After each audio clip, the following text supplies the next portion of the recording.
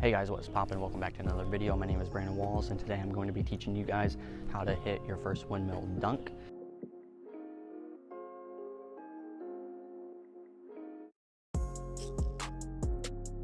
We are going to be breaking up this video into three main parts. The first part is going to be about approach.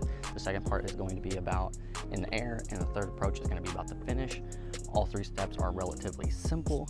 You can put them all together. That's the hard part.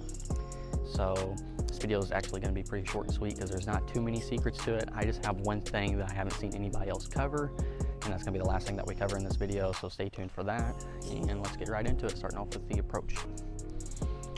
Alrighty, so on the approach of the windmill, I see so many people come like just flying into this dunk, and they like drift all the way through their block foot and they go flying out of bounds. And then you got people like me that I did on my first windmills. Was I had this slow, nonchalant approach, did really good with my hands, but I simply wasn't jumping high enough. All right, so we don't want to do either of those things. You literally want to go up and approach the rim just like you're going to do a two-handed dunk. You're going to come in, do your steps, and you're going to go up just like you're going to do a two-handed dunk. That's how you approach. That's how you approach a windmill. You come in, you bring the ball up, you come in with your same speed, your controlled velocity, the way you jump the highest, right, left, or left, right. This applies for both of them. We'll get into the differences on different plants here in a minute. Yeah, that's really it when it comes to the approach. Is come in normal and make sure you bring the ball up. A lot of people will only want to bring up the ball to like right here and then try to do their windmill, and it turns into a baby windmill. It just doesn't look that good. Your hands aren't moving that fast, and might as well just pump the ball up. All right, I'm not saying fully extend the arms because even I'm not at that level yet, but you want to make sure you pump the ball a little bit. So now we're moving on to the second part of the video, which is in the air. So what do you do in the air? Well, this is a little bit different on either side. And for the right left, which is what I'm going to cover first, because that's what most people do on windmills because it opens up the body. Okay, so you got the ball pumped, you got your approach, you come in just like you're going to dunk with two hands. You got the ball up here, and now with this offhand, you're going to push this ball down so the ball whips around fast, and so that stays in your hand, especially for somebody like me that can't even think about palming a basketball. This is a very, very important step. So I'll show you without a push and with a push on a finish. So here's without a push. It's actually not that bad, and then here is with a push. Big difference. One was a miss, one was a make, one got around quicker, one was a lot more powerful than the other.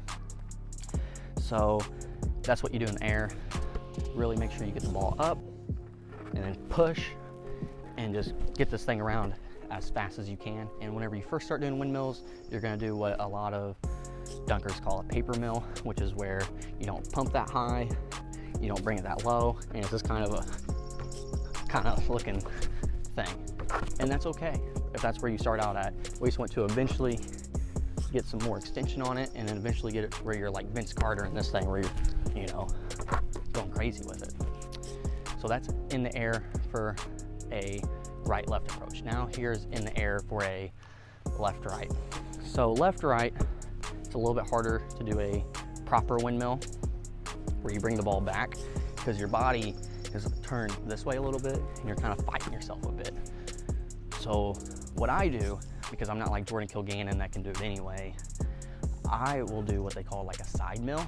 So I'll go up, and instead of trying to bring it back, because the body just doesn't work like that, I'm not like this on a right-left, I'm cutting myself off, I'll do what's called a side mill, which is where I'll go up, pump it, just same approach, same exact approach. You come up, two hands, just like we're gonna dunk with two hands. Come up, bring it down and around this way, and dunk more on the side of the rim, just like that. That's what you do for the left-right. Same laws apply for the push with the opposite hand. For the approach, everything's the same.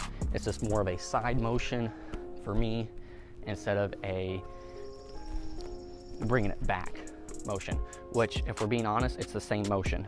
So I'm like facing this way, I'm coming here. I'm facing this way, I'm coming here. So the body works the same. It's just how I line up with the rim that's different here. So now we're moving on to the final part of it, which is the finish. If you're going this way or this way, it's the same thing for this one. And for the first tip I have, which is, especially whenever you first get started with this, is clip the rim. You want to clip the rim. So what happens is you got this ball coming around with so much speed, you probably don't have the best control of it. And what you want to do is clip this rim, and it forces it back into your hand for you to dunk it. Instead of throwing it off the backboard like that, see the ball never hit the rim, but now if it clips the rim, it stayed in my hand better there. So we want to clip the rim and muscle them things in. Looks clean, looks powerful.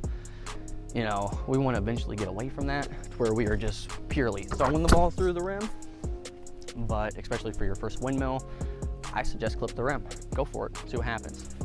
Now,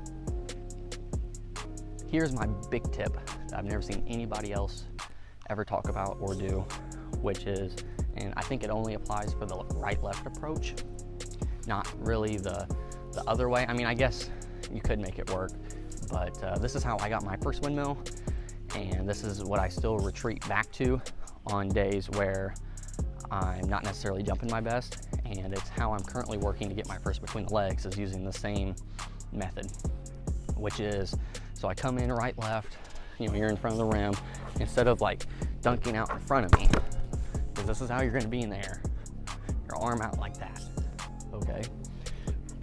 What I'll do to save that extra inch from dunking in front of me is I'll let my body drift to the side of the rim, okay? And I'll come around and through right here, and I'll dunk over the front, but my head's over here. And then I'll look at, like, just look at my hands.